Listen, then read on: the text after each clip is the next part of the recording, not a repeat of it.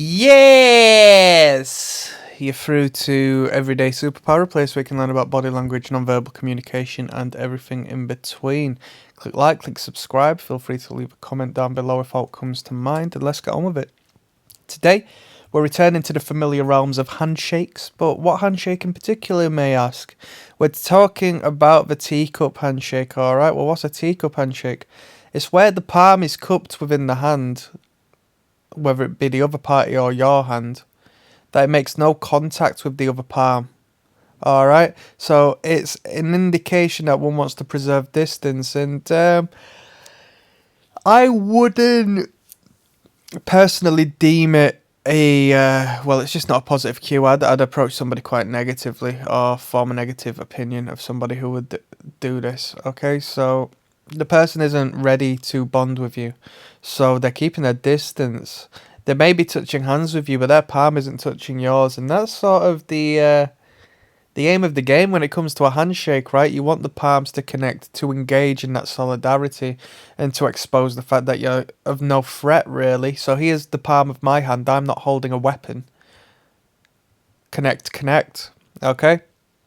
So it protects the individual's intimacy, and sort of just comes across as quite defensive. It's a defensive means of dealing with the handshake, alright? These people might be concealing something to you, and in doing so, hiding away from you, alright? More than likely, they didn't want to shake hands at all, so have they engaged the handshake with yourself before engaging this behaviour? If that's the case, that's very bizarre. But if you were to reach out and they're yawn check, did you yawn as well? Leave a comment down below. If you reached out to a insecure individual in trying to create some sort of rapport with them, they may action this handshake, okay? That's more so than them actually engaging the handshake themselves and then acting in such a bizarre manner. You'd think if you were to put the hand out to shake someone's hand, you would fully commit, right? So it's a disengagement whilst actually in the act of the handshake, okay? From there, have a look at their body, have a look at their feet, have a look at the proxemics as to what they sort of work with around you. Do they keep their distance from you? Are they hiding their ventral side, their front? Okay. Are they quiet people? Are they introverted people? Pay attention, because if it fits the big picture, then you sort of have an answer as to why it resulted in that. But if everything else is quite overt and just standard, then why are they shaking your hands like that? You have to inquire. Well, not literally inquire, but you have to inquire with yourself, alright? It's food for thought.